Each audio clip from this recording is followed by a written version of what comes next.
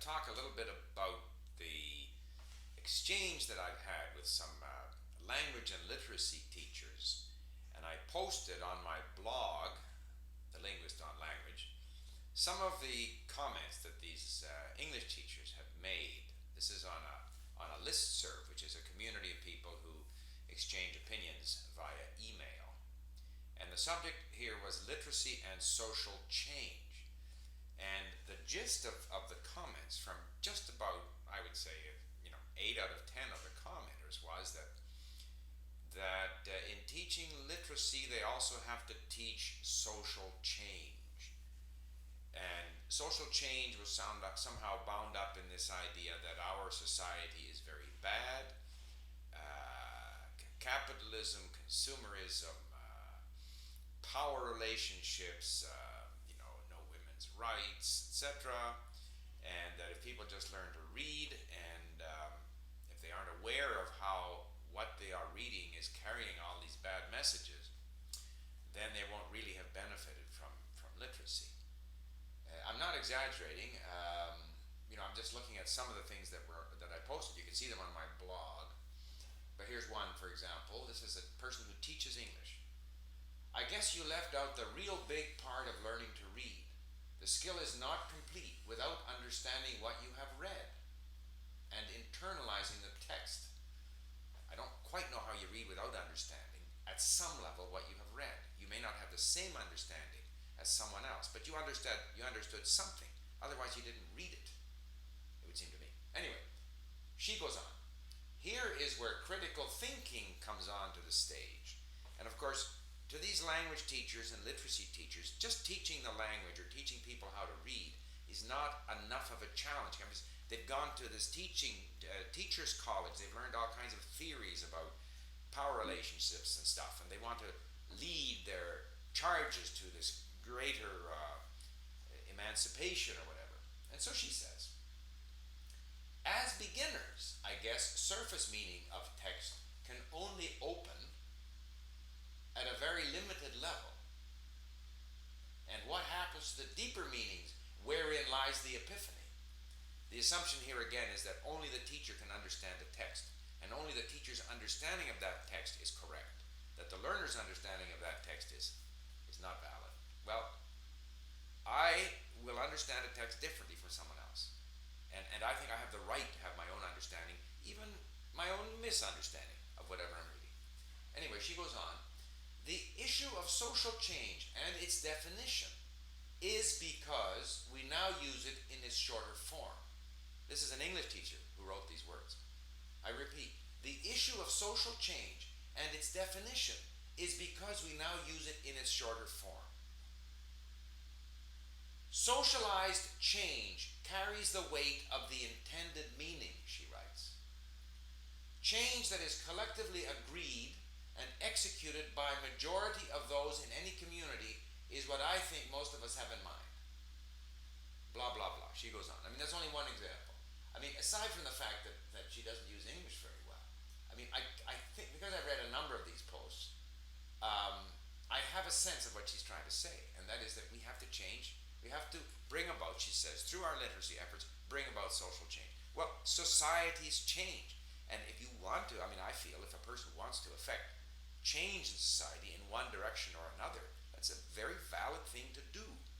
We've had, religious missionaries, we've had, socialists, fascists, you name it.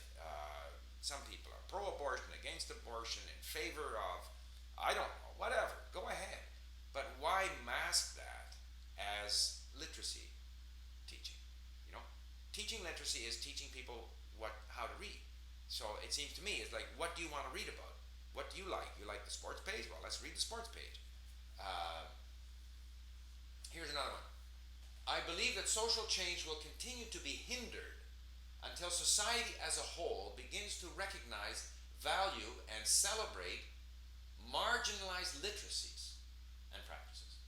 I see part of my job as an instructor to make cracks in that which we, in quotations, know to be, in quotations, literacy, to keep an open mind and to encourage students to see the significance of their primary discourses. I just don't understand what that means. Next, she goes on. any notion of capital L literacy is a social construct. Literacy is a social construct. It's not just a matter of whether you can read or not. It's a social construct, which he says, invariably tied to structures of power and inherently political. I choose to believe, she says, there are many literacies tied to social, cultural, transactional practices. Lots of jargon, right? Yet only certain ones are deemed valuable enough to be taught, reproduced in formal education, blah, blah, blah. I'm suggesting that social change might be realized when we allow traditional notions of literacy to be reconceived on the terms of those who are sometimes mistakenly deemed to be without it. I mean, all right, enough quoting of all this stuff.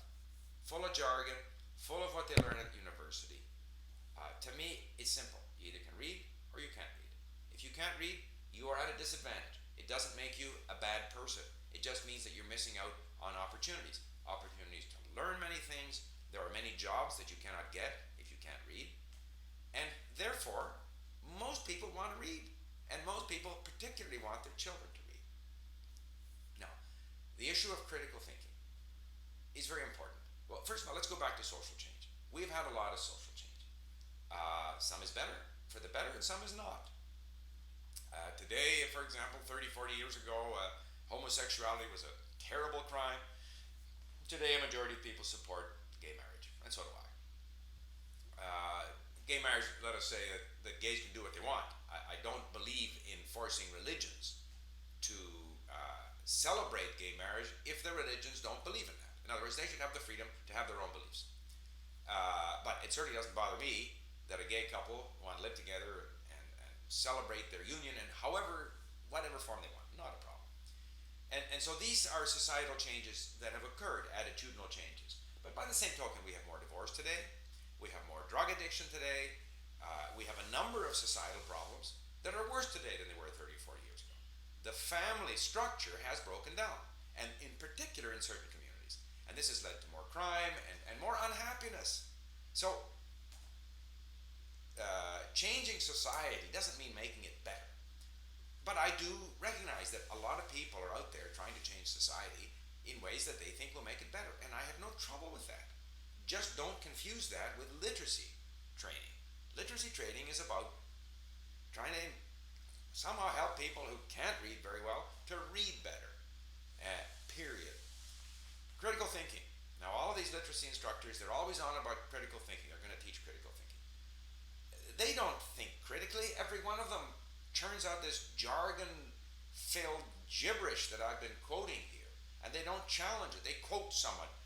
Freire said this. They don't even challenge Freire. They don't question anything of what he had to say. Is it all right? Is some of it right? What do I agree with? What don't I agree with? No. Freire said this, therefore, that's true.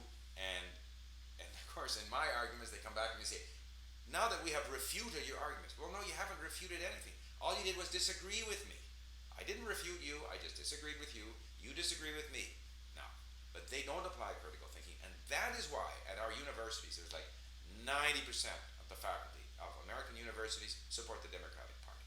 Now, does that suggest that there's real critical thinking happening there? I don't think so. One thing that I'm interested in is this whole issue of multiculturalism. I'm against multiculturalism. In North America, I think people who come to Canada should become Canadian and fit into the mainstream of the established cultures, English-speaking, French-speaking, or native, if that works. And there was a lady at the University of McMaster who wrote an interesting paper on English Canadian as a national identity.